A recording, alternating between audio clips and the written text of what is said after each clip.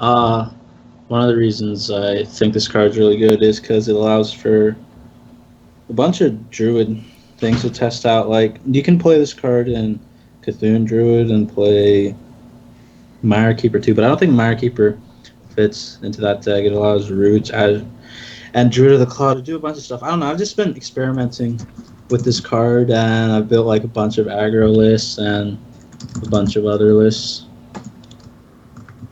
along with it. And I don't know, it's just a really, really strong card that seems versatile and can help build a lot of Druid deck types, in my opinion.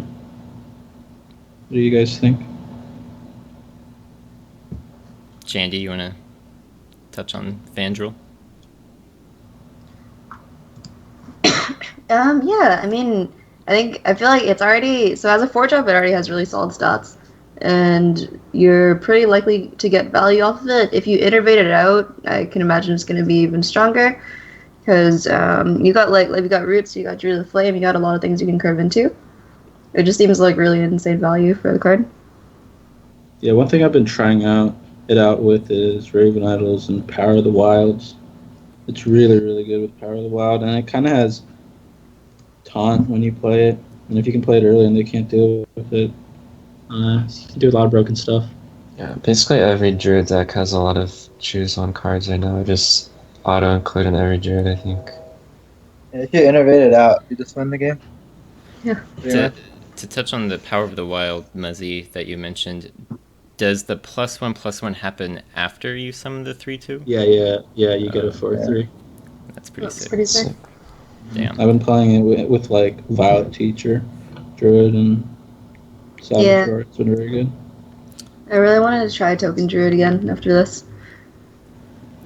Do you guys think... It's not really less tokeny, but more like mid-rangey with Violet Teacher and just allowing combos to happen, I found.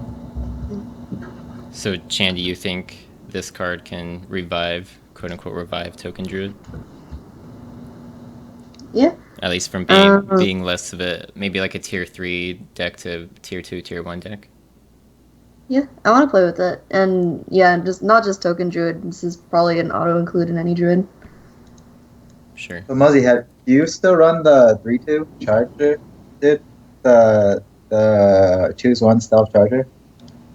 Let me look at the combo deck that I was playing. Yeah, there was.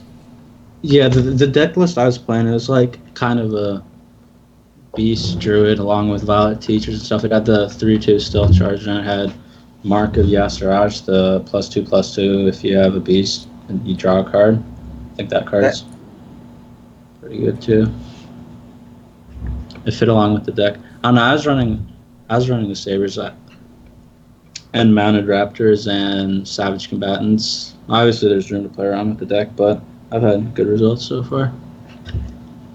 Okay, so not to take up too much time on one card, so I'm going to wrap it up, but since all four of you included this card in your top 10, is it safe to say that this is the best card of the entire set? I wouldn't say it's the best card, but it's definitely like top 5. It's like not insanely powerful because sometimes you just play it on 4, they remove it, you get no value. So yeah, I think it's definitely one of the strongest. But yeah, but the thing is, it's a legendary, so you can't like say any of the legendary cards are like the strongest because having like it's a big deal running one card. True. And like 2 of like. Okay, cool. So we're gonna go on to the next one. Next one is Zaril, Poison Mind, Rogue Legendary. Muzzy and Frozen, you both had this on your lists. Let's start with Frozen this time. Why did you have it on your top 10? I actually thought this was going to be the strongest card of the set, but it turned out to be not as strong as I thought, probably because the meta's too fast. But the card, all the toxins are pretty insane, and it goes so along with like the gadgets and plan. And Rogue doesn't really need a very strong body for most of their minions, and all the toxins are just so much value, synergizes, but. For now, I'm not even sure if it should be in a lot of the Miracle Rogue lists because of how fast the meta is. But if it slows down, this card's just insane. meta. Yeah, playing a 3-2 on 4 against Shaman or Zoo, it's just super bad. But if you have time to like get the full value with Gadget and Violet Teacher, whatever, it's pretty good. Yeah, I've been trying to play testing a lot of Miracle Rogue and seeing how the card works out. Like 3-2 definitely fits, but a lot of times the meta is fast, so you do die quickly, and this 3-2 body doesn't really help against how quick the meta is, like how efficient Zoo's minions are. But playing it, like it's just been pretty decent card. I wouldn't say it's performed over the top, but I think it's been an okay card. Maybe it doesn't belong right now, and maybe we need like a 3-drop in the deck I'm playing with Farseer. Like the deck I'm playing right now, it has Cold Bloods in it, and that's the reason is because the meta is so quick. Like I just race and kill them before they can kill me with like a stealth minion. So both well, really all of you guys have mentioned that the meta is so fast right now. Why is that exactly? Because people are playing Face Shaman and Councilman Zoo, and Councilman's just like, but in the Face Shaman, like the 7/7, you can sap obviously, and they can't play it again. But they also have cards like Doomhammer and things you can't interact with. And they're just play decks that hit the face. And one of the reasons, like another card I included for later, the Darkshire Councilman and Zoo, like its 5 health is so tough to deal with and kill. I think players just prefer playing aggro. Like every meta ever is going to have a lot of aggro decks. Every time someone says it's going to be a control meta, I just laugh at them. Yeah. Okay, Yeah, like Nope. I played probably like 100 games in like the past, maybe more, like 200 games, like since release, and I've seen Cthulhu played on me once. Like probably versed Cthulhu like 5 or 6 times and got Cthulhu once. Yeah. Like finding it kind of interesting that Blizzard printed like so many 10 drops in this set, right? And it's like no one plays 10 drops as it is. So these are gonna have to be like some crazy good 10 drops for people to start playing 10 drops. I don't know, but so far it doesn't seem like it's been that effective. Fair enough. So any last thoughts on Zaril before we go on to the next one? I just think it's a solid card that's been performing well, and we'll see if things do end up getting slower. Probably see a lot more play. Okay, cool. So next up we have Evolve. 1 mana Shaman card, transform your minions into random minions that cost 1 more. Again, Muzzy and Frozen, you had this on your list, but I want to go over to Jab and ask you why you didn't have this on your list, even though I know there was quite a bit of hype around this card, particularly with Onyxia and Evolve combos. So can you explain why you don't have this on your list? I don't understand the hype personally. I think it's one of the most overrated cards in the set. Just because it's like, if you already have board, you're probably winning anyway, and this requires you having like 3+ minions in play to get any sort of value. And sometimes when you upgrade your minions, you're not actually upgrading them, because just because a card costs more doesn't necessarily mean it's better. So I don't know. Maybe there is a deck you can build around it, but I haven't been too impressed from what I've seen of this card so far. Any counter thoughts, Muzzy? Yeah, I think I disagree with Jab on this, because when you first look at this card, you always think it's good, but then you kind of think it through like he's doing and think, oh, if I have a board already, I'm gonna win anyways. Which isn't necessarily true, because with the Shaman cards, the boards they do produce, they're not necessarily that strong of minions, and with this card you can upgrade those minions. And like Frozen's been playing a deck with this card, and I've seen him make combos with Evolve when he was behind on the board with some of the other cards from the set, and it ended up making him win the game. So I think you're undervaluing the potential that this card can have. Frozen, any thoughts?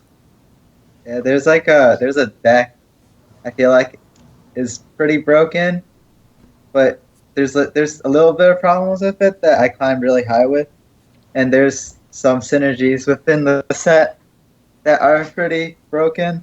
like extremely broken with this card that can just pretty much win you the game What deck are you very talking often. about?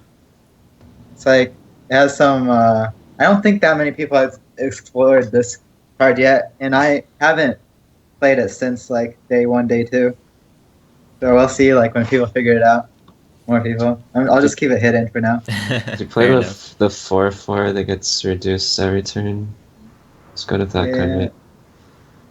yeah, It's but there's like you need to like put other stuff within the deck to make it good. And I think I have a better version of the list than the that versions people have been playing.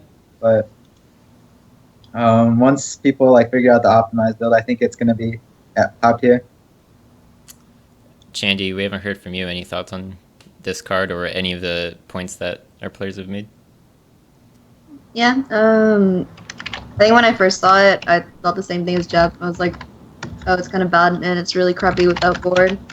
But I was spectating people and I saw it do some crazy things like the other day, so I started to change my mind about it. Like I saw the combo that you talked about, Jeb, where the one that gets reduced in your hand every turn. It works really well with that. And I don't know. I saw it played like 3 times and it was pretty sick every time. I don't know. I had it played Changed my against mind. me. I had it played against me a few times and it didn't do much. So I have that's all I've seen of it. I don't know. Maybe it's better than I'm thinking. Okay. Yeah, most people are just building that deck wrong. I think that they play it too late game focus, and they play like a Nixie and stuff, which are too slow for the meta. So Yeah. you think this fits more into like a sort of zoo-ish shaman list then, Frozen? Yeah, more of a Zeus shaman list. Yeah. Okay, cool. Well, next card then. We got what the Darkshire Councilman, which was referred to quite a few times. Chandy, why don't you go ahead and start us off, even though it wasn't on your list. You were the only one actually that didn't have it on your list, so can you explain why that is? Well, alright, so disclaimer first, I haven't played with the new set yet, so my list is just based on cards I thought were interesting. Haven't actually played it myself yet. When I first saw this one though, I was like, okay, 1 attack is way too slow for 3. But as the benefit of it is that it has really high health, right? So it's pretty hard to remove on 3. So you can snowball it pretty quickly. Muzzy, you were saying that this is essentially a 4/5 for 3. Can you explain and elaborate on that? Well, yeah, okay. So one of the reasons this card's good is because of the amount of health it has. It's really hard to remove. 5 health is hard to remove on turn 2, turn 3 when you coin it out. And this gains attack after you summon a minion, so not play a minion. This means if you have a possessed villager on the board and then you coin this, trade in your possessed villager, it becomes a 2 attack.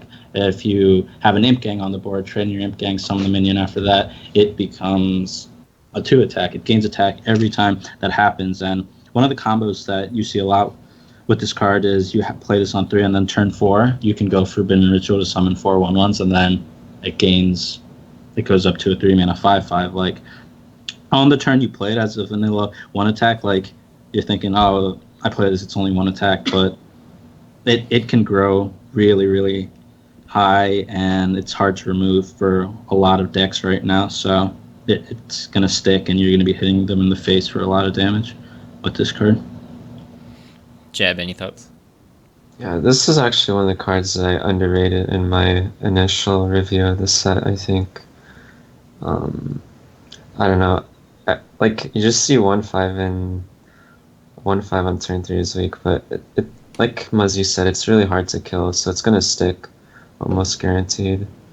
And of course, Zoo plays a lot of cheat minions. If it was just like play a minion from your hand, it wouldn't be as good as summon a minion, I think. Because then it wouldn't work with cards like Forbidden Ritual. Frozen? Yeah, I think this card's broken. Not much to say. Like everything's been touched up on. Just super strong. So does this card see more play than in Zoo than in some other Warlock archetypes? Absolutely. Do you other three agree? I've only seen it in Zoo. Okay. Actually, Zoo is like the only Warlock deck I've seen since. Yeah, Reno's not that expansion. strong. I've Yeah. tried messing around with Reno and it's just not good. So just slightly touch on that, has Reno Lock gotten worse since Standard has been released then?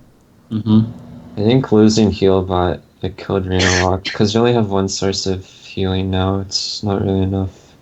Yeah, they also lost. Their early game seems a lot weaker now too. Like you probably play no Voodoo Doctor. No Zombie Chow. Yeah, probably play Voodoo Doctor in that deck, honestly, with Bran.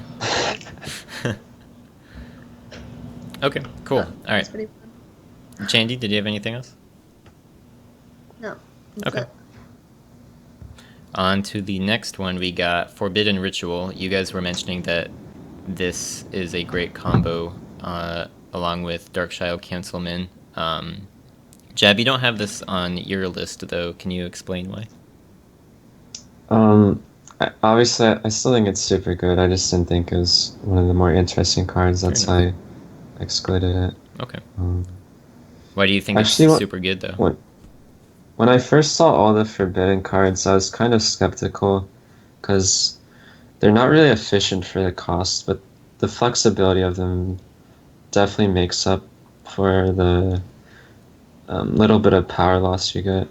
Like, I wasn't really sure about most of the Forbidden cards at first glance, but it turns out that most of them have ended up being really good. I haven't seen the Druid one played yet, but like Forbidden Flame, Healing and Ritual, and the Priest one have all seen a lot of play, and they all seem super strong. Mm-hmm. One of the main reasons Forbidden Ritual is also strong right now is there isn't a lot of AoE options. Like, one of the only ones that Rogue has is the Phantom Knives, and you can kind of force them to play a Phantom Knives out earlier, and then you can drop this on like turn 5, turn 6, somewhere around there, and the 1/1s are just going to stick and synergize so well with Direwolf Alpha. This card's really good in my opinion in Zoo. Like, since you lose Implosion, this card should definitely be played in Zoo in the future, like any Zoo deck, I feel. So it gets nerfed. Frozen, do you agree? Yeah, I agree. That is this it synergizes with like the Councilman as well. This makes the Councilman like one-shot people. Chandy, you also didn't have this on your list. What are your thoughts on the card? Same thing. It's really good. Yeah, I just didn't include it because I already saw it there. But yeah, when I first saw it, I was like, okay, so it's like Implosion, except we don't get the damage. So I was kind of skeptical. But yeah, same thing after seeing it played. It's really good. Okay, cool. Let's move on to the next one. We got Twin Emperor Veclor, 7 mana, 4/6. Muzzy and Frozen, you had this on your lists. Frozen, can you explain why you think this card is so good?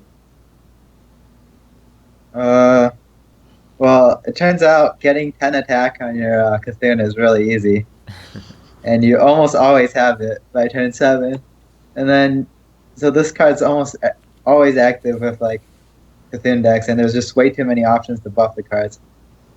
And I think Blizzard really fucked up, like, by making Cthulhu start at a 6/6 and making it so easy to buff to 10. I feel like they should have made it like different cards at different costs have like different requirements for Cthulhu. Like this could be like 14 attack or something like that, or like the gain 10 health minions could have like 10 attack, or like no, not 10. It already has 10, like 12 attack or like 15 attack or something like that to make it more balanced out. Because if you run every single one of the Cthulhu cards, which are all fine, like stats wise, having this go off always is good, is like OP, because when you draw this card, you win the game probably 50% more than you don't draw the card.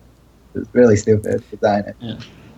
Yeah, getting 2 4/6 taunts is really strong late game, and if you're like messing around with the Cthulhu deck where you include Bran, like this, you get another 4/6 taunt along with it because it's a battle cry.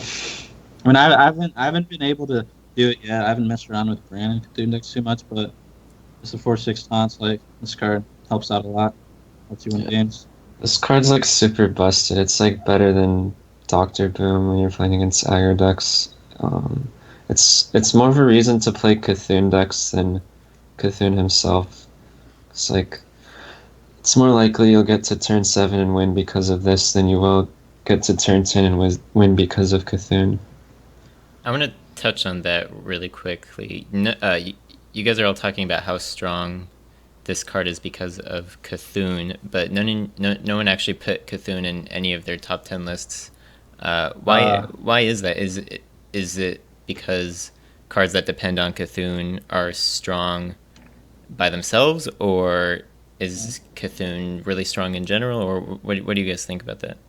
Well, I think one of the reasons is because I feel like the reason these cards are good is because Cthulhu's like, I don't know. You have to auto include Cthulhu in your Cthulhu decks so that these cards do gain the benefits. Because it's like, if you don't have Cthulhu in your deck, then these cards won't be doing so well, right? Like, I don't know. I won a lot of games without playing Cthulhu in the Cthulhu decks. Yeah, me too. Sort of fun. But you need to have Cthulhu in your deck so that these cards get the benefits, right? Yeah, these cards are strong, but Cthulhu decks aren't that strong because the meta's too fast.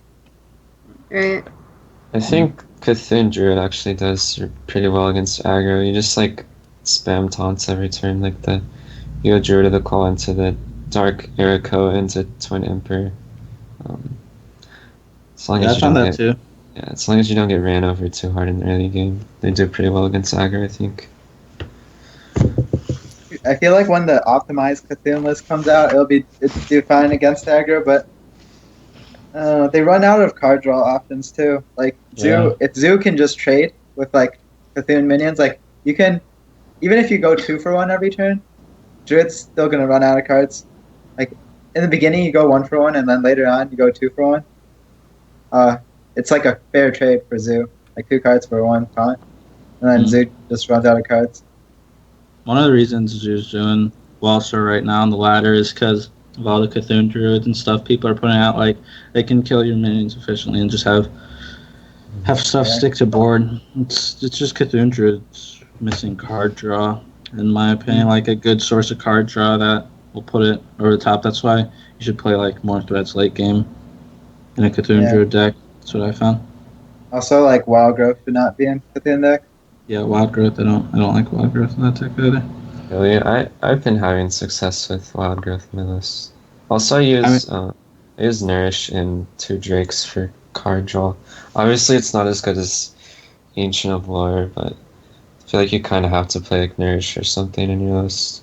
Yeah, I tried out Wild Growth and Nourish and that kind of build early too, and sure, it performed okay, but I found playing other builds without Wild Growth and just trying to get the 2/3 and like the 4/2 Divine Shield, I find that card's very good. I played that, and then I just played more late game with like Sylvanas and Rag and other found, and that way you don't really need the card draw as much since you have the value in the late game from those cards. So I found more success with that version than the Wild Growth Nourish version. Yeah, I like the version with like the double war, and like even with double war, you don't really need the Wild Growth.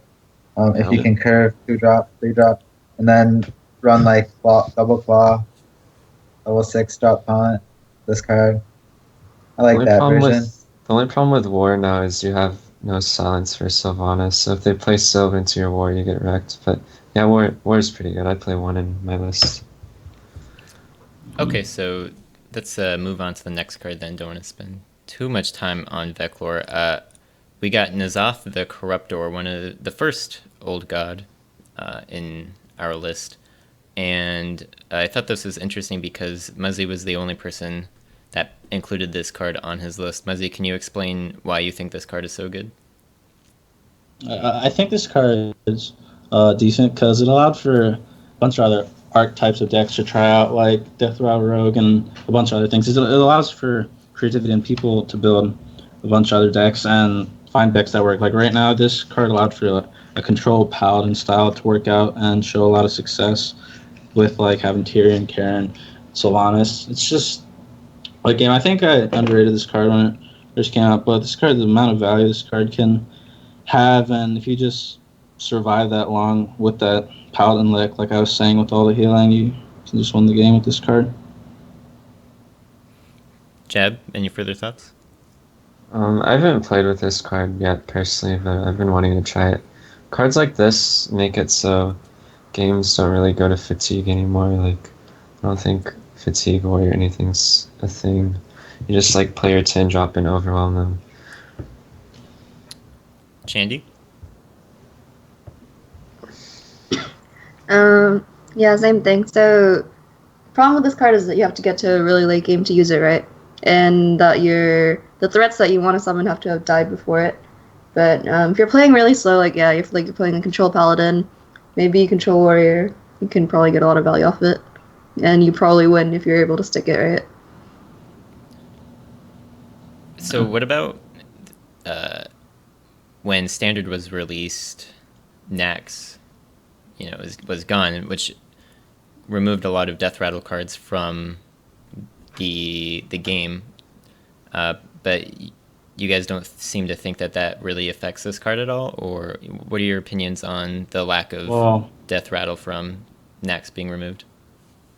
You don't really need all the other good Death Rattle, because like Belcher, if Belcher was around, like you'd see a lot more of this ends off build. But with this, the only value you really need, like let's say in the control paladin, you revive just even one Tyrion with this. It's like absolutely insane. And if you survive long enough against other control decks, you can most likely just wait out and just summon like Solanas, Karen, and this. And people have been trying out Corrupted Healbot too, which is a 5-mana 6/6 that, I don't know, this card, you don't need all those Death Rattle minions from Nax for this card to work out. You just need to get like good minion off of it, or even more, and just like win the game, because lack of AoE, and yeah. Okay, great. Move on to the next card. We got Journey Below, 1 mana rogue card, discover Death Rattle card. Frozen, why don't you touch on your thoughts on this card? Actually, I haven't played with this card. I had this card play against me a few times. Seems good in like almost every archetype of rogue, because you get the Zero and the Pillager very often, so it makes the curve more consistent. You do nothing on turn 1 as rogue anyways. It's a okay card. Like, obviously if you top deck it later, sometimes it messes up your curve, because you play this card and then you get like a minion and cost 1 mana more, kind of. So I'm not too sure about this card. It has Auctioneer synergy later on. I don't know. I haven't played around with it enough, but I heard it was decent. Just decent. Yeah, I've been playing around with this card in rogue recently, and like Frozen said, as a rogue, you don't really have a 1-drop that you want to play in the deck at all. And a lot of the time, I found you get Zarl or the Tomb Pillager, and it's just a spell. You can combo with it. Like I've gone Journey Below, Coin Van Cleef on turn 3 with this card, and you can even go Journey Below SI if you need it. I just found this card is very decent. Like late game 2, sometimes when you're playing the Auctioneer build, it gets awkward on like what spell you want to play. Like you don't really want to Abyss a minion first for 2 damage, and I've comboed that way too. Start off the combo with Journey Below after playing Auctioneer, and when it survived. So I don't know. I think this card's decent, and it sees play in a lot of rogue decks. So yeah, good card in my opinion. Do any of you guys think this card is strong enough to make the rogue Death Rattle archetype that Blizzard's been trying to push? Do you think this card makes that deck particularly stronger to push it up a few tiers? I haven't messed around with the Death Rattle Rogue at all. I feel like you play Enzoth the Corruptor in that Death Rattle Rogue deck. I mean, I've had it played against me. They just play like a bunch of Undercity Hucksters and Tomb Pillagers, and then they just survive them. I don't know. I don't feel like that Death Rattle Rogue type has been too too strong when I played against it. So I don't know. I'll have to test around and see with it. But you probably want to play Journey Below in that deck. Yeah, there's a lot of good stuff you can get with it. I saw a few people in top 100 with Death Rattle Rogue, so I guess it's decent-ish. I don't know. Yeah.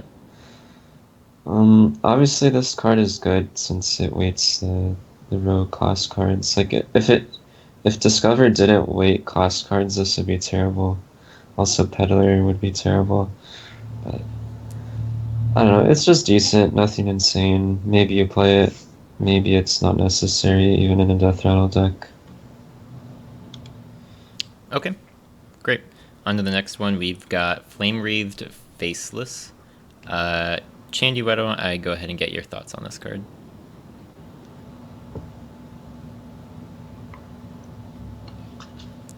Probably there's not much to say about it. It's pretty OP. You drop it on 4 and you have a 7/7, and people aren't playing BGH as much as they used to. So it's really hard to deal with, especially like in the mirror. I feel like if you have to sack 7 damage into this just so it doesn't hit you in the face, you're going to be really behind. Yeah, one thing I found is in the mirror, that's why a card like Flame Tongue has worked out so well for me in the mirror when you play it, because Flame Tongue, it allows your weak attack minions like Horse Rider and like, let's say, another 1/1 totem to trade up into this, and then you have a Flame Tongue that sticks. And yeah, that's one thing I found, like, because of this card, since it's a 7/7 body and it's so strong, you want to play cards like Flame Tongue in your Shaman deck so you can fight against this because it's so strong. Maybe even Hex too, but I haven't tried out with Hex. Actually, I don't think this card is OP. Like, you can build your decks to beat it. If you play this and you get sapped, you can't even replay it the following turn. If it gets hexed, it's pretty bad. Overloading for 2 is actually pretty detrimental. That's the reason I don't think it's too busted. Like, it's similar to a card like Fel Reaver, which used to see play it, except the drawback is just a little bit different. Sometimes you just win the game for free with it, and sometimes you just lose the game because they could answer it pretty effectively. What kind of deck archetype do you guys see this card having most success in? Face Shaman? Definitely, yeah. I wouldn't play this in mid-range Shaman, I don't think. Yeah, I don't think it finds a place in mid-range Shaman as much as it does in Face Shaman. Okay, great. Next we have Call of the Wild, 8 mana, Hunter, summon all 3 companions. Surprised, well, rather not surprised to see this included on Jab's list. Can you talk about why you had this on your list, Jab? Yeah, this card just like overwhelms mid-range and control decks. It's pretty awful against aggro Shaman. I think mid-range Hunter, the reason it struggles right now is aggro Shaman just kills you before you can get value out of high mana this card. But yeah, this card's insane. Like, if you can chain back-to-back Call of the Wilds against a control deck, there's probably not much they can do against it. Frozen, what are your thoughts on this card? I saw someone that hit like top 10 with this, with 2 Call of the Wilds. Pretty cool, like a mid-range Hunter list. I think it was Jambre, and his list was felt really refined. And if I was to build a deck with double Call of the Wild, it would be something like that. So I think mid-range Hunter could be pretty strong, but obviously, yeah, he had to dodge all the aggro Shamans to get there. Chandy, any further thoughts? Not really. About the same. Okay, great. Next we've got Master of Evolution, which was included on Jab's list. Jab, can you go ahead and explain again why you thought this card was so good? Yeah, well, since mid-range Shaman doesn't want to run Flame Wreath Faceless, this is kind of like the only other option they have. And like, if you just transform a totem into a 2-drop, it's good enough. The battle cry is not too broken. This is just like it's just a solid minion. It's a Yeti with an advantage of maybe transforming your minion into something slightly better, like +1/+1 worth of stats or whatever. Muzzy, what are your thoughts on this card? When the card was first released by Blizzard a while ago, people definitely valued it highly. They thought this card was going to be insane, but playing around with it, like in a deck style, like let's say Evolve Shaman, that'll probably be a deck type that's really it's out. I think this card's works out pretty well in it. The 4/5 body is really strong, and some like depending on what you use it on, if you manipulate like what cards you want to evolve on it, it can make a really really big impact. So, and mid range shaman like evolving your Tuskar Totemic obviously into something like a Faceless, Flame Wreath Faceless would be really, really strong. Playing around with the card, it's been pretty good. It's a decent card. So a lot of playing shaman. So is this more of a mid-range shaman card then? Well, I think like Evolve Shaman is kind of more will kind of have to be more built towards the aggro end than the mid-range end, and it definitely fits a lot better in that than mid-range shaman. I'm just gonna call it Evolve Shaman because it's different than mid-range shaman and aggro shaman. How exactly is it different? Well, you don't commit to as many early stuff with the like the aggro shaman does, like abusives, worgans, maybe stuff like that, and it plays a lot more heavy minions like this, like a 4-mana 4/5. This is not like something you're going to be playing in your aggro shaman. You're going to be playing the only 4-drop you'll be seeing is the 7/7 because if it sticks and hits them in the face for 7, then it's really good. Okay, Frozen. Any thoughts on this card? Yeah, like there's some combos with this card that's actually pretty broken. Like when you get the Prophet for like 1 mana or 0 mana, and then you evolve Prophet into 7/7 drop, and then you evolve it again, the 1 mana card into Ragnaros for 4 mana, something like that. Pretty broken. Okay, great. But the list isn't optimized. Yeah. Sure. What do you think an optimized list would look like? Or is that kind of a stupid question since it's only been 4 days since Standard has been out? Yeah, I don't know yet, so that's the problem. Like, yeah, we don't know yet. There's a bunch of cards to test out, but we'll see. We'll see when it comes. But I feel like once it's optimized, it's definitely like top tier. Okay, cool. Next up, we've got Forbidden Flame. 0 mana, mage card, spend all your mana, deal that much damage to a minion. We were recently talking about Forbidden Ritual, which is similar in the 0 mana, spend all your mana realm. Jab, you mentioned that you thought all the Forbidden cards were a little.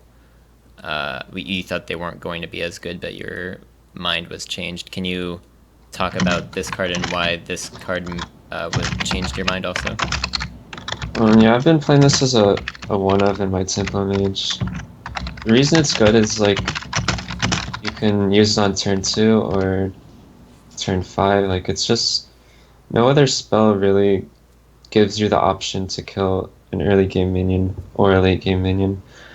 Like Frostbolt, it's just gonna only be good against early game minions. Fireball, it's not gonna kill their 2-drop.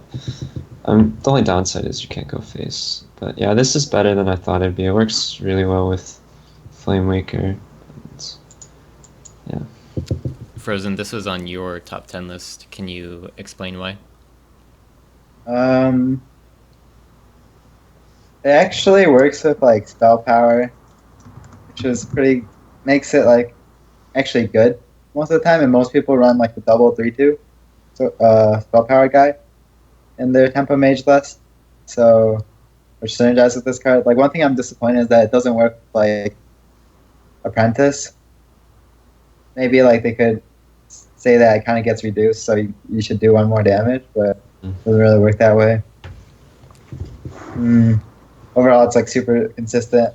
Not sure if you can fit 2 in it, 2 like Forbidden Flames in the deck, and there's like other synergies with Mage that we could also test out, like with Auctioneer or with Antonidas. Touch on, but cards definitely has a lot of potential and will probably be seen in a lot of the Mage deck. I remember APX recently wrote an article on the cards that he thinks aren't going to make an impact in Tempo Mage, and this was one of the cards he thought wouldn't be good enough to be in Tempo Mage. Chandy or Muzzy, do you agree with APX that this card isn't good enough to be in Tempo Mage? That's what I thought originally too, like looking at the card text, but seeing people play around with it, seeing Frozen play around with it, it has a lot of utility, and definitely I agree. As a one-of, it'll probably see play, because like the old Temple Mage had Flame Cannon, and that card was just so good to use as a removal, and losing that did impact the Temple Mage deck, and seeing people play around it. I think this card definitely has potential and is an include. Like it's hard to review cards without playing with them and seeing how much of an impact they make. That's why I always hate doing card reviews like way early before getting to play around with them and test them. Yeah. Chandy, any additional thoughts? Yeah, same thing. I feel like the same thing for a lot of the ones that look bad on paper. When you see them play, it's a lot better than it is. Or it's a lot better than you thought it was. For this one, I guess it seemed pretty bad because you're, like, value-wise, always going to be not... Damage-wise, it's not going to be, like, worth what you paid for it. Like, for a Fireball, you're going to pay 6 mana. But, again, like, you're paying for that flexibility of being able to use it early game or late game. Do you guys see this card being in any other type of Mage deck besides Tempo Mage? I don't know, not really. It doesn't... Freeze Mage is a deck that's has such a tight card slot. I don't know. And there really isn't any other forms of Mage really other than Jank Mage, I guess. Concede Mage, as some people call it. But I don't think you'd be wanting to run this in your Concede Mage build. Maybe. Why not? You can concede more often. Fair enough. Okay. We'll move on to the next one. We've got Forbidden Healing, the third Forbidden card that we've seen tonight. Let's go ahead and go with Frozen. Why you included this on your list? Why did you?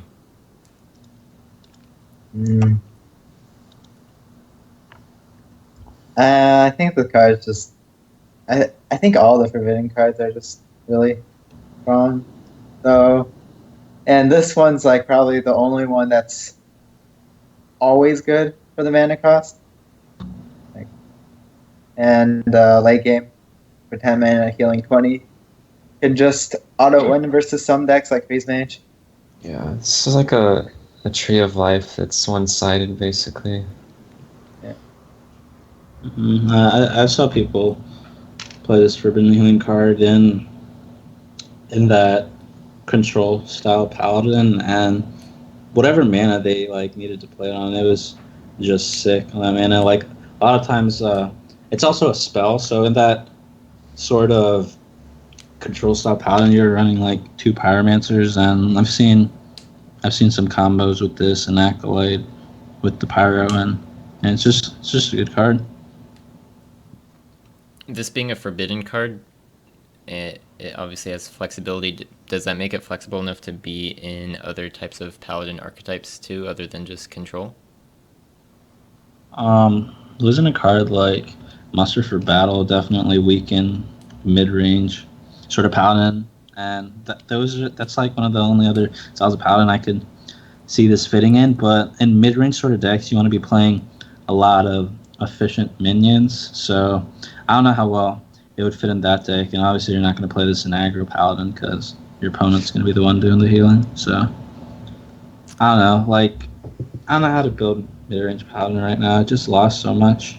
So when I first saw this, I didn't think it'd actually be better than Cruel, but only costing 1 makes it so flexible. You use it with your Acolytes, you use it to finish off one of their minions and gain tempo because you get a 2/2 for 1, which is pretty insane value. Like, 2/2 for 1 that also deals 1 damage to something. It's ridiculous. Any additional thoughts? Yeah, just like I think Jam touched it. This is probably better than Cruel Taskmaster in a lot of decks. The 1 mana just makes it so flexible, and it fits in a new sort of patron deck that people have been trying out too. So one damage ping, proc executes, and things like that on your acolytes just seems like a solid card and one that you'd include in warrior decks. So, do you run this over Cruel Taskmaster then, even though this is 1 mana and Cruel Taskmaster is 2 mana? You might run both, but I think in certain decks I would run this over Cruel. Yeah. I mean, I was talking with Frozen about it earlier. Does he have anything to say? Frozen? Yeah, I think it's pretty insane. I don't know. I think the card could fit in like every single version of Warrior because it synergizes with the deck. Chandy, do you have any final thoughts? Yeah, same thing. At first when I saw it, thought it was bad, but realized that it's actually pretty insane because you can use it on your own minions, like Patron, obviously Patron, Acolyte, really, really good, and also like Execute proc, right? So it's really versatile for 1 mana. Great.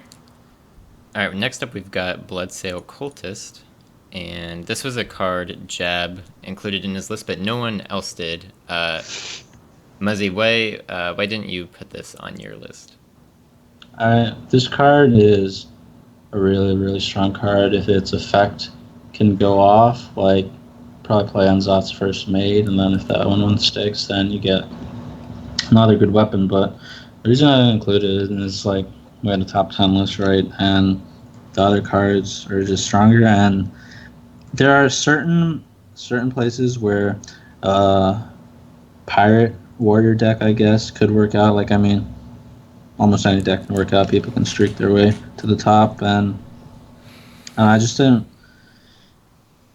I just found that I wouldn't include this card in as many types of warrior decks as I would all the other cards. I feel like those other cards will be seeing a lot more play and standardize the meta than this card would, so I didn't include it.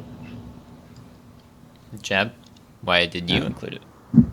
I've seen a few people having success with Pirate Warrior. Like, I think Sixo went on a win streak with it.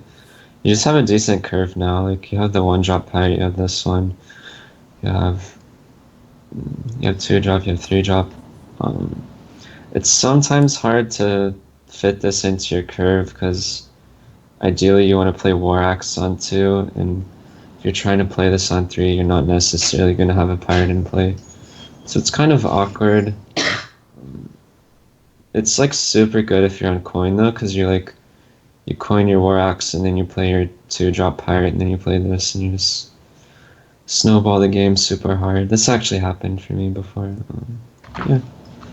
How many weapons are people playing with this? You play like 2 War Axes, the 2 1-drop pirates, and an Arcanite Reaper, I think, is enough.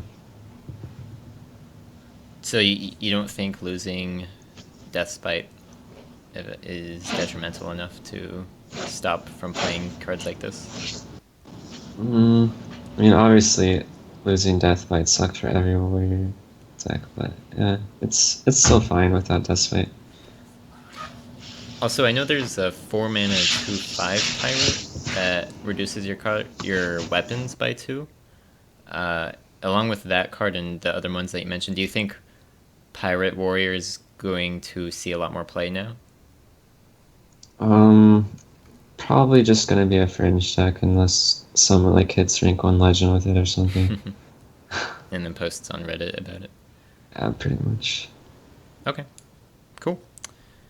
Next we've got Infested Wolf. 4 mana, 3/3, summon 2 1/1 spiders on Death Rattle. Let's go ahead and start with Chandy. What are your opinions on this card? I think it's pretty good. So it's like big haunted creeper or mini high main, however you want to look at it. But I think one really important part of it is that the 1-drops are actually beasts. So you can Houndmaster them, you can use them for kill command activators. So I think overall it's a really good hunter card.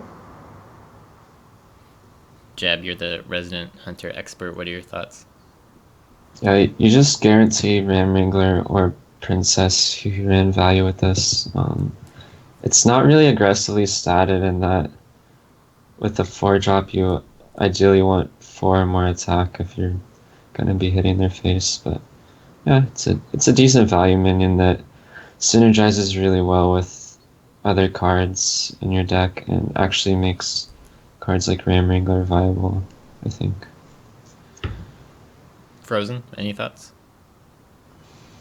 Haven't really tested out the hunter archetype, but I think it's really consistent minion. I really like the design of the card with the for the Blizzard that Blizzard did, and it's a lot more balanced than it's like the perfect balanced 4-drop minion for hunter. Hunter ones. Okay, cool. Next card we've got Princess Hoo Ran. I remember, Jeb, when this card was announced, you posted on Twitter that you thought it was the only good hunter legendary that we've gotten. Can you elaborate on that and why you think Princess Hoo Ran is so good? It's just the stats you get for the cost. Like, even if you don't get the battle cry off, just 6/5 trades really well with things like Jura the Claw. It's actually pretty hard to get value out of this in standard, which is why it's not really amazing right now, but could be better in the future. Or it could be really good in wild if people ever start playing wild. Right now it's just an average value minion. You don't have really much else you want to play at the 5 slot. Like, I think Stranglethorn Tiger is slightly worse than this. Muzzy, any thoughts? Yeah, I think Jab covered the basis. It's 6/5 bodies, really strong, helps trade better, and it's an effect that can go off. It's a beast. It fits well. I don't know. I haven't explored the mid-range hunter too much yet. Like, I've built some decks and tried them out, but they haven't had a lot of success. But I didn't include this card in those decks, so maybe I should and see if that changes anything. Jab, I'm assuming you've played with this card a bit since it's been released. Have you gotten any crazy Death Rattle effects off with this card in any of your games? Not really. It's kind of underwhelming, honestly. Like, the best you can do with it is just play it on 7 after you drop a high main. The worst is like trigger a fiery bat with it and deal 1 to the face. Fair enough. Okay, let's go on to next one. Dark Arakoa, 6 mana, 5/7. Let's start with Frozen. What do you think about this card? I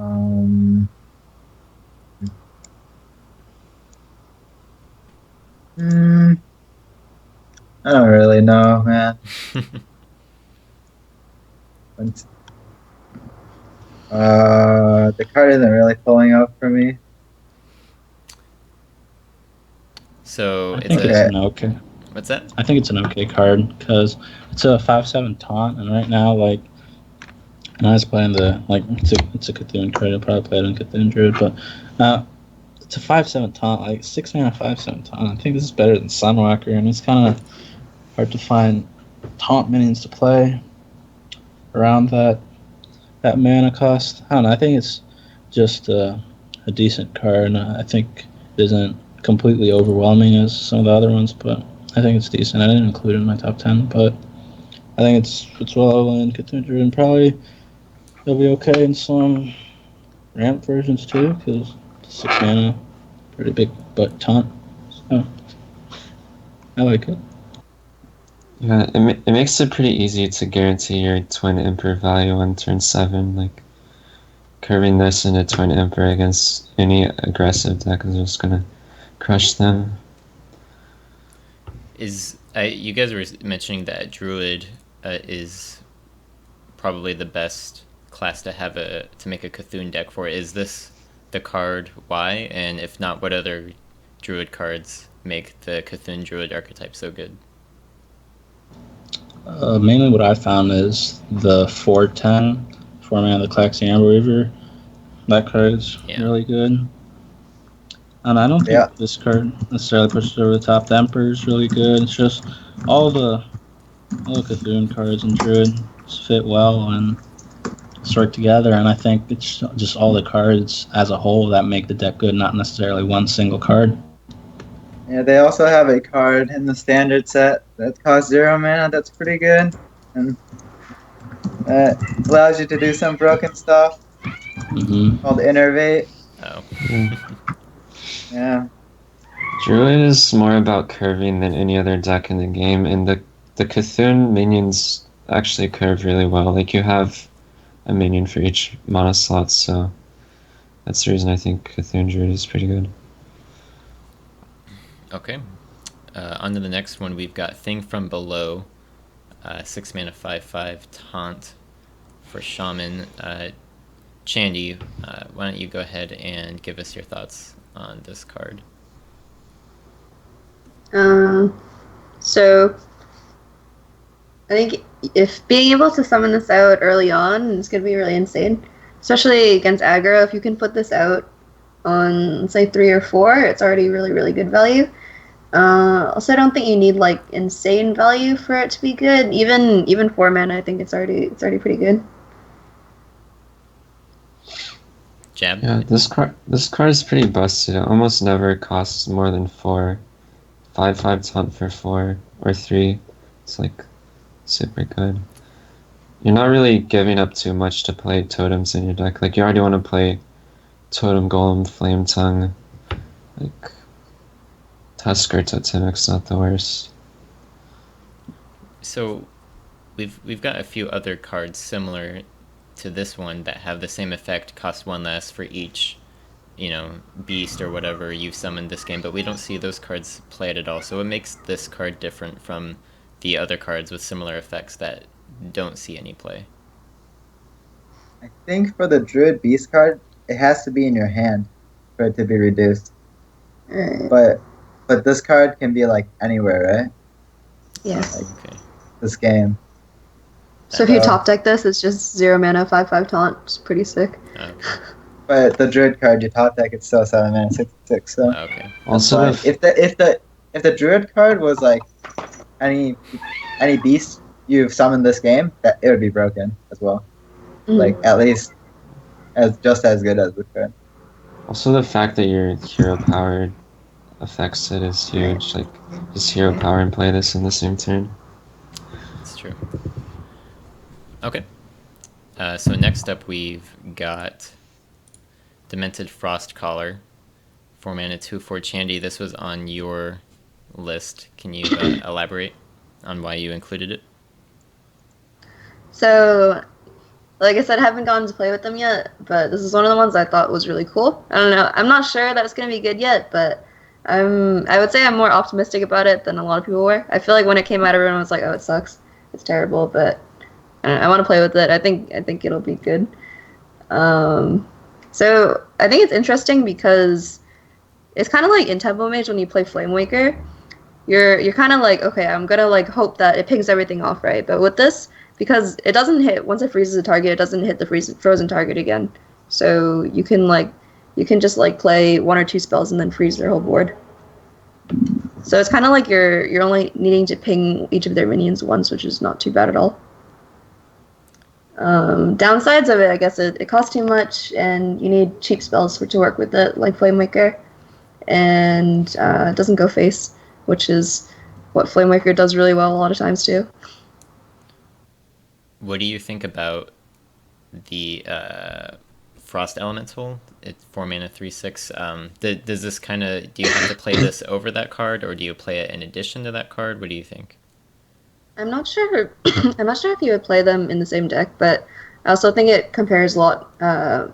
It's a lot more comparable to Flamewaker than it is to Frost Elemental. Okay. Like it's a combo card, right? It's not like we're just gonna play this without doing anything. Muzzy, what are your thoughts on this card? I thought Frost Elemental was a 6 and a 5. It's the 4 mana 3/6. I can't remember its name, but You're Water probably elements. Water Ellie? Water Ellie. Water Ellie, yeah, my bad, yeah.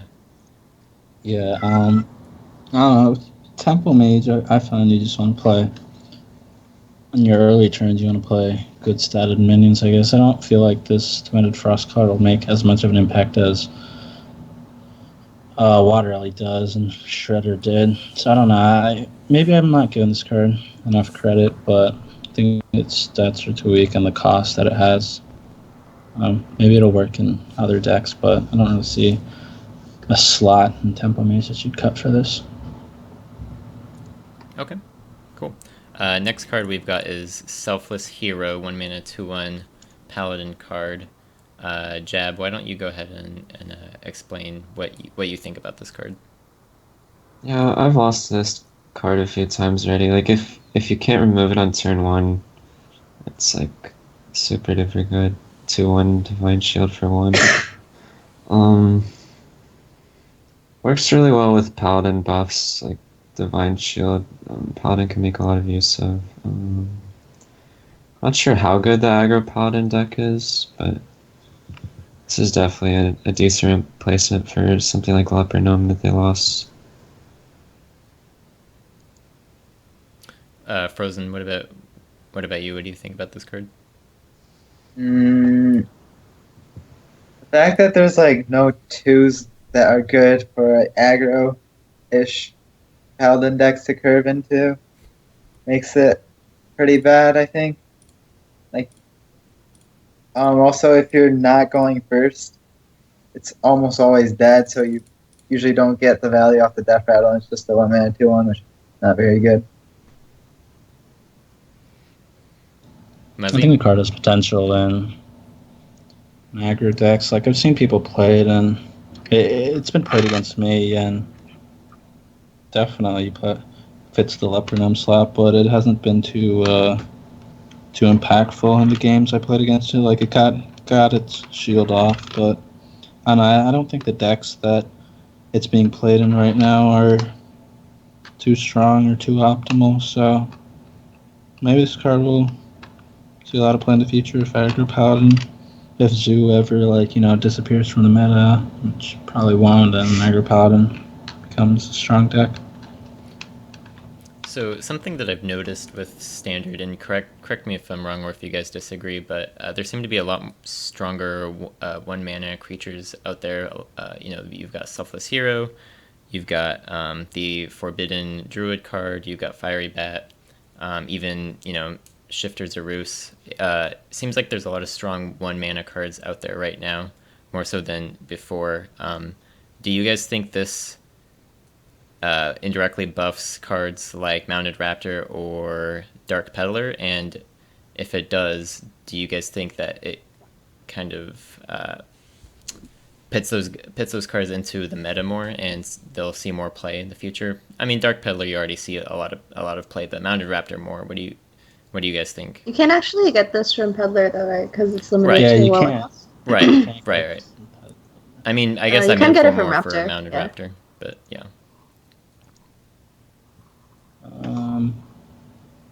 What was the question again? So basically, I was just wondering if you guys think that now there's more stronger 1-drops, and if we'll be seeing cards like Mounted Raptor more that kind of depend on 1 mana creatures.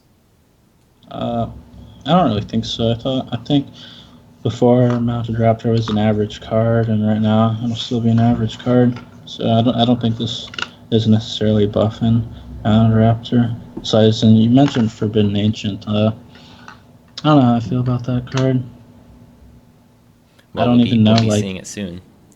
Yeah, I don't even know like what stats it gets onto. Like it's confusing. Yeah. It still hasn't been clarified for me.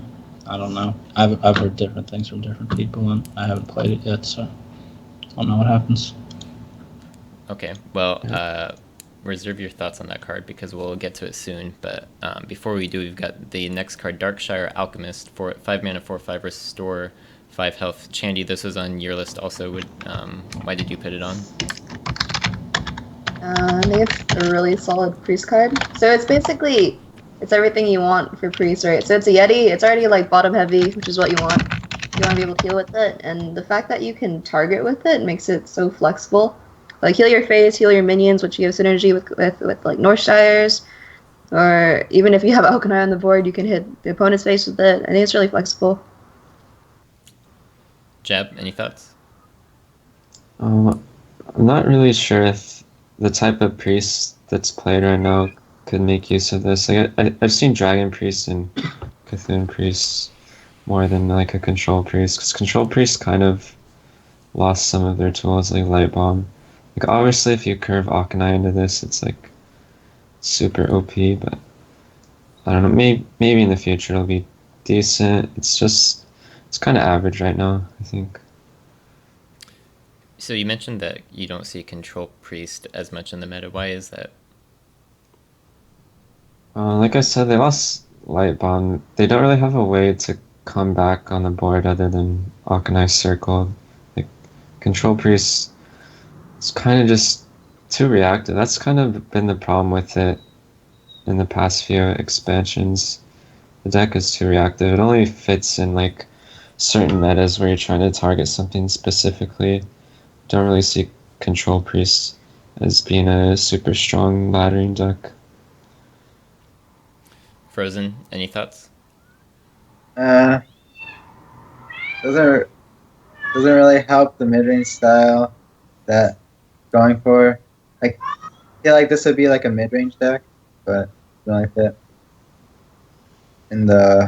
in most priest, because priest wants to be a more combo oriented deck, or dragon priest, which is the tempo based mid range deck, I guess. But this doesn't fit into dragon priest, so there's not really a good place for it. Okay, cool. Next up, we've got the Warlock Legendary Cho'Gall, 7 mana, 7/7. I remember when this card was announced, there was a lot of hype behind it, and some calling it one of the best cards in the set. Muzzy, do you agree with all the hype surrounding it? One of the only decks it can really fit into is Reno Lock, I guess, or maybe if some form of hand lock comes out. But like we mentioned before, Reno Lock just isn't too strong right now, and the effect it can have, like one of the main combos you'll be seeing with it is probably this and Siphon Soul to like 7/7/7 like destroy a minion most likely and pay only 3 health. So and this is Shadow Flame too, but it can be included. What I like to do when I make top 10 lists, I guess, is I include cards that don't necessarily seem like the strongest, like in on paper, but cards that'll be played the most and most likely affect decks and see the most play and just standardize certain decks. And that's why I didn't include this card. I don't think it'll probably play in real lock, but since that deck will fall out of the meta most likely, that's why I didn't like it. So Yeah, go ahead. there's not really a place for this right now. Like maybe in the future if a slower Warlock ever comes into play. One of the problems with this card is Warlock doesn't actually have that many spells where you can get a lot of value out of this. Like Siphon and Shadow Flame are the only spells that are like super good to play with this. The life loss from it is actually kind of big because you don't really have like heal bot to make up for that anymore. So this card seems to kind of suffer from it's good, but the deck you would include it in is bad. Yeah. You know. Frozen, any thoughts? I think it's Yeah, I thought it was going to be really strong when it first came out as well, but it turned out that the meta's too fast for it. I think in Control v Control could work, but in Control v Aggro it's too slow. Chandy, what do you think? Everybody, you included this on your list, but everybody else is shitting on this card. What do you think? No, I agree too. So I included this one because it's one that I liked, or that I thought the effect was really cool. So I was really excited for it when I saw it. But yeah, I agree with what everyone's saying. Its uses are actually limited. Like the best case is Siphon Soul or an AOE, right? But especially if you want to play it in a Reno deck, when you only have one of those, like you can't reliably expect to pull that Siphon combo off every time. I don't know. So it's a card that I would really like to see work, but I don't think it's going to be seen a lot right now. Do you guys think that cards like, strong cards like this that normally would be in something like Arena Warlock, do you think we could be seeing a different archetype of Warlock, especially given how good Warlock's hero power is? We usually see a lot of flexible different classes from Warlock. Do you think we could be seeing a different type of Warlock coming out from Whispers of the Old Gods? The only type of Warlock I can potentially be seeing this work out is in more control-heavy handlock, but I haven't explored the list too much, and I feel like to play a handlock deck like that, I wouldn't include this because I think handlock decks should be more aggro-based and play like Leroy Faceless combo stuff like that, and just hit him in the head, like abuse the ability of 4 mana 8/8s when BGH is nerfed. Just hit him in the head. Yeah, I haven't explored the deck too much, but it seems too slow for what's going on right now, especially with Zoo and everything and Molten Giant being gone. So I don't think I see any new archetypes of Warlock coming out with this card. Can you briefly touch on the Molten Giant nerf? Do you think it was do you think it was necessary, and do you think that kind of indirectly nerfs Cho'Gall? I'm not really sure. I've talked with some people, and some people think it was necessary, and that it would make Handlock a very strong deck. But I don't know if that would necessarily be true because of Healbot being rotated out. So Yeah, I don't know. I guess it kind of indirectly sort of nerfs Cho'Gall's possibility to work, but I don't know. Still a bit torn on my opinion on whether Molten Giant being nerfed was a good or bad thing. I think the Molten nerf was too big. Like 5 is a lot. I think it could have been like only nerfing it by like 2 or 3 mana or something, and it would have been okay. Like, I think Handlock wouldn't even have been one of the top decks because of decks like Shaman kind of destroying it because it doesn't have Healbot anymore. Chandy, did you have any thoughts? Yeah, I thought the 5 mana was kind of overkill for Molten Giants. Now, even like especially when your healing options are already reduced, like having to be that low to be able to play a Molten and a Taunt is really, really dangerous. I don't know. I think they could have gone with a lesser mana than 5 was too much, in my opinion. So is that how you would have if we had to nerf? We're Blizzard right now, and we have to nerf Molten Giant. How would you guys nerf Molten Giant? Chandy or Muzzy, whoever. I like 23, 22 mana, something like that. Plus 2 or 3 was fine, I think. Plus 5 was way too much. Like, I think it's going to be really hard to see someone play that now.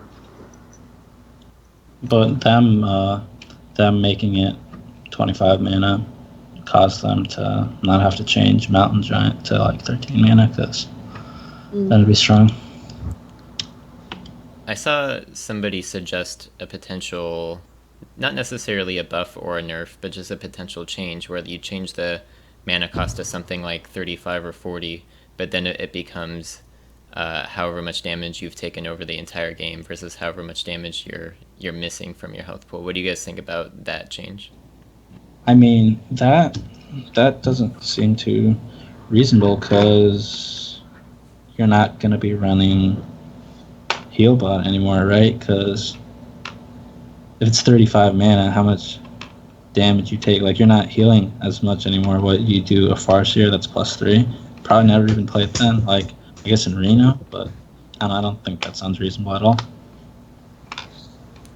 Okay. Maybe I'm misunderstanding it, but no, that's just I just saw some suggestions on how to differently go about the Molten Giant change, so I just wanted your guys' thoughts on that.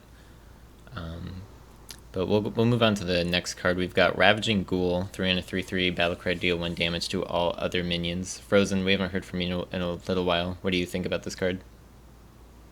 I see it being run impatient, and people like swear by it being one of the best cards that they printed for the set. But I haven't tested it at all, so I don't know.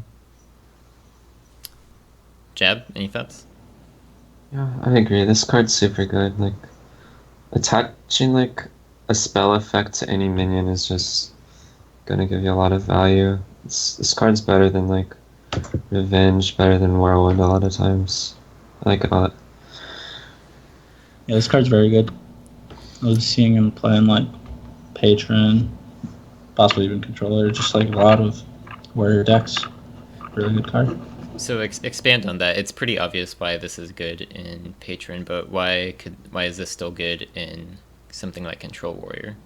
Well, one thing you lose as you lost as Control Warrior that we keep going back on is Deathspite, and one of the reasons Deathspite is so good because it could activate your Acolytes, activate Executes, things like that. Like, this can't activate Grom, I guess, but it's a 3/3 body, and it's a minion the warrior can play. A Control Warrior deck that doesn't have a lot of minions, you know?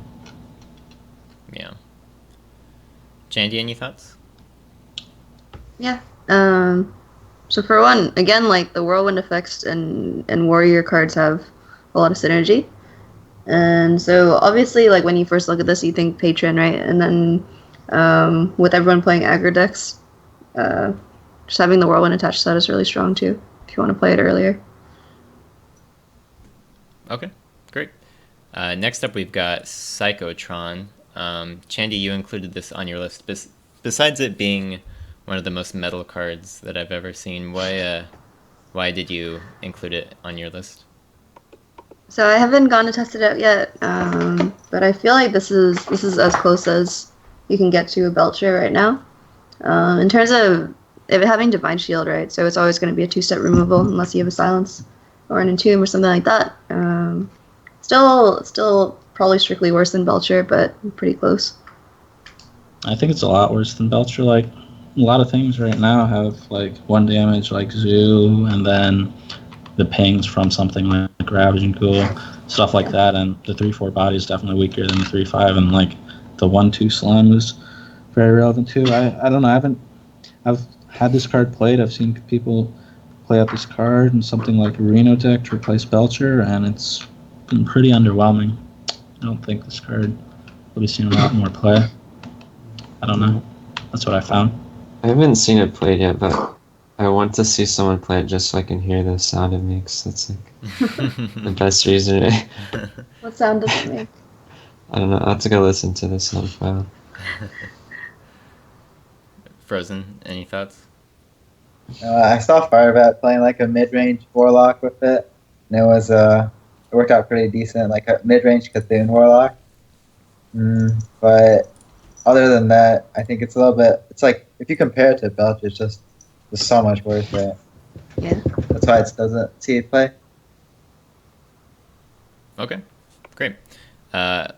Next one is Cthulhu's Chosen, 4 mana 4/2. Give your Cthulhu +2/+2, and it has Divine Shield. Muzzy, you briefly mentioned this card and you thought it was really good. Can you explain why?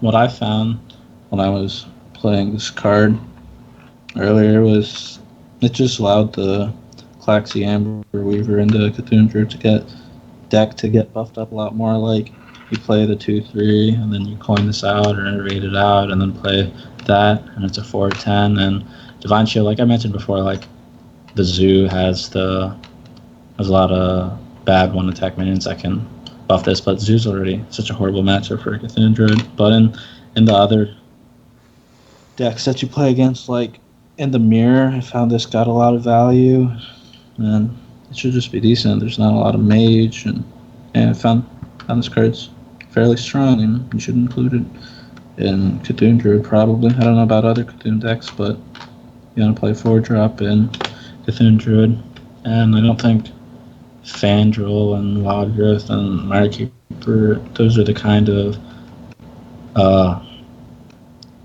ways you should, like, what's the word I'm looking for? Sway towards Cthulhu Druid. I think something more where pure Cthulhu based and Beckoners and just a bunch of buffs is what I have more success with than build like that. I actually disagree. I think this is one of the weaker Cthulhu buffing cards.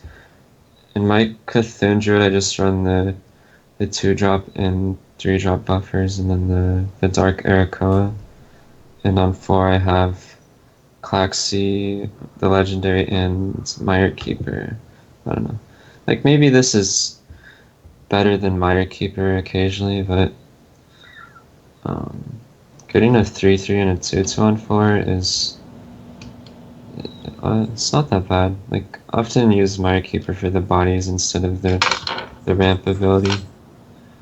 Yeah, I understand what you're saying. Like, I've played your version was the first version that I actually built when I was trying out Cthulhu Druid, but then people started giving me other ideas and other things I was going towards, and I found more success versus most decks with the pure Cthulhu build than Mirekeepers and other things. This isn't strictly a Cthulhu Druid card, right? I mean, you can run this in... Can you guys see this running this in any other Cthulhu deck? Yeah, probably like Cthulhu Warrior and other things, but I haven't explored that. I feel like it fits Cthulhu Druid the best because Druid's a deck you want to curve, and 4-drop is an important slot. Yeah, Warrior doesn't really have any 4-drops anymore, actually, so maybe it can fit in there. They have the Bloodhoof Brave, but I don't know. Yeah, I don't know if I'd want to run that in a Cthulhu Warrior, maybe. Frozen, any thoughts on this card? Do you agree with Jeb? I think it's strong. Yeah. I think it's strong because if you compare it to like Shredder, it's like kind of like Shredder. But the problem is that there's so much Zoo that they just trade like a 1/1 and like Dire Wolf Alpha, another 1/1, and then it just dies super easily. But if you verse like other mid-range decks, having the Divine Shield is really strong. So. Also, it's just meta. Okay, cool. Last card for the night, we've got Forbidden Ancient. We were briefly talking about this card before. Chandy, this is on your list. Can you elaborate why you put it on your list? So I haven't seen it yet, but to me it looks like it's pretty solid. So at first, when I first saw it, I thought it was so if you play it on 2, you get a 3/3, but it's actually if you play it on 2, you get a 2/2. But it's I don't know. It's like a curve filler. I feel like it scales as you go up. Like obviously, like 2/2 is pretty bad. 3/3 is still pretty bad. But if you get like a 6/6, it's really good. I don't know. It's just kind of like a fill your curve card. It might not be good enough to be included because there are a lot of good Druid cards already. Yeah, I feel like I could see this doesn't include that taunt maybe, but I haven't explored it too much yet, so can't really say anything. Jeb, I think this is probably one of the weaker Forbidden cards because it's 1 cost. Like if it was 0, like the other Forbidden cards, it'd be crazy good. But right, I think if it was 0, it'd actually be insane. Yeah. Wouldn't it be too That's good, what I thought though, originally if too. it was at 0? Yep. Frozen, what are your thoughts? I don't know. Has anyone tried like Astral Communion No. of this deck? Yeah, it might be good in that. Casual 10-10. Yeah. Druid already Maybe like an plays. Astral Communion Druid. Is that the only kind of deck that you can see this being played in? Guess you play And with ramp. Bran, I guess. Bran into this is really good. That's true. Oh, yeah. Yeah.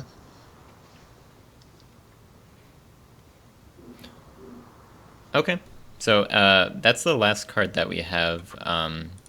But I wanted to get your guys' opinions on, one final card from each person, and maybe like what you think is the best card from the entire set, or one of the best cards in your opinion. Which one you think will shake up the meta the most? Muzzy, let's go ahead and start with you. Probably the Dark Star Councilman card's busted. I played it. I didn't lose a lot of games with it in my deck. It won me a lot of games.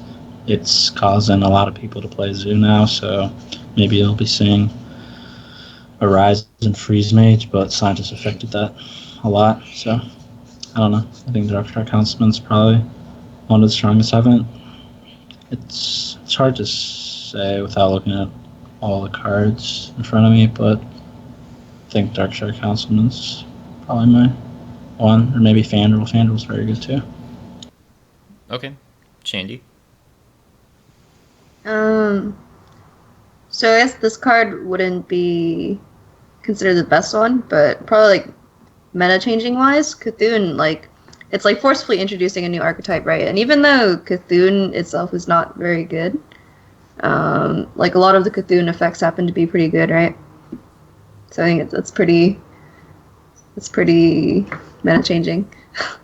So you think it's not necessarily Cthulhu that's Not necessarily great, Cthulhu, right? Yeah, because I think when everyone saw Cthulhu, I don't know. When I saw Cthulhu anyway, I was like, it's not that good, right? Cthulhu itself is not that good, but like a lot of the Cthulhu cards are pretty good.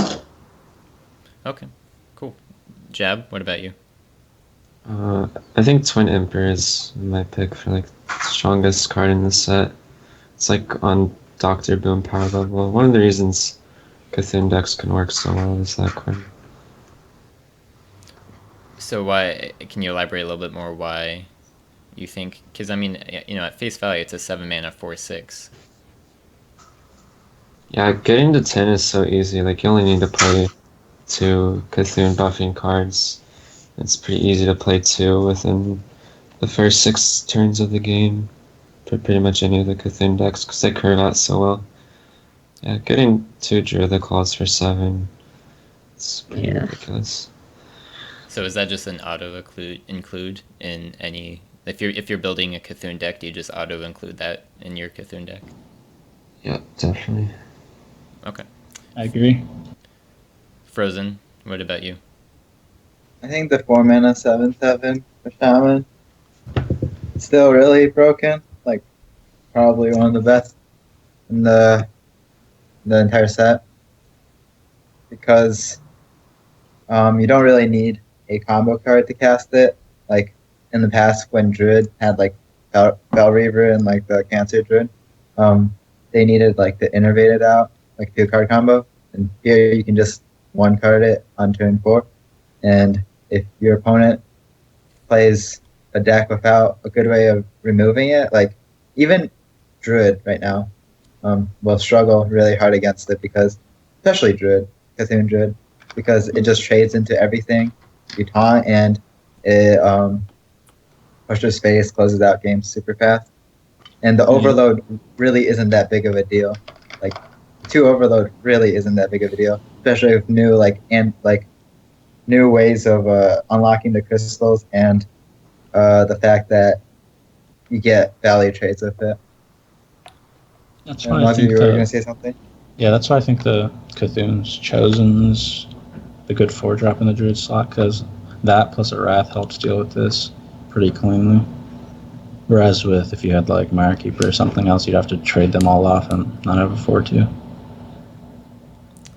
If BGH wasn't nerfed, do you think we would still see Flame Wreathed Faceless? No. I think so. Probably think less you'd- so. A lot more people see would it. run BGH, right? I mean, Yes. people still played Fel Reaver occasionally and like Aggro Druid and stuff. It's kind of a similar card. think we Yeah, can but see the it. thing is, Shaman doesn't need it to like close out games, but Druid needed Fel Reaver to close out games. Is the difference. And the reason why it's seen right now is because it's broken, just unfair, unbalanced. What Yeah. you say it's broken or OP or whatever. What is and what do you think is the best way to deal with it? Or rather, what do you think is the proper way to kind of balance that card? Make it like even if it was like 5 mana overload, too might still be good, but it competes with like Doomhammer. Not then. I think Even it's Probably- when you play this on 4, it messes up your Doomhammer turn, right? Did you say it's still worth it most of the time? Yeah, I mean, Yeah. if you're Usually hitting them in coin the it, face right? with 7, like, Right. it's just as good. Right. It's really good. Yeah. It's not the reason Shaman is broken though. Like Tunnel Chug, Totem Golem, it's way more of a reason that the deck is good in Doomhammer. I think this card is like slightly worse than all of those other options, but definitely really good in that deck. Okay, great. Well, that's all that I have. If you guys have nothing else, then we're going to call it a night. But I wanted to thank Muzzy, Chandy, Jab, and Frozen for your time. I've been your host, Thal. If you want to follow us on the social media, you can follow all of our players on Twitter. You can find us on YouTube, or you can find us on Twitter also. Feel free to follow us anywhere on social media. But that's going to do it for us. Thank you, everyone, for watching, and thank you, Muzzy, Chandy, Jab, and Frozen, for your time. Good night.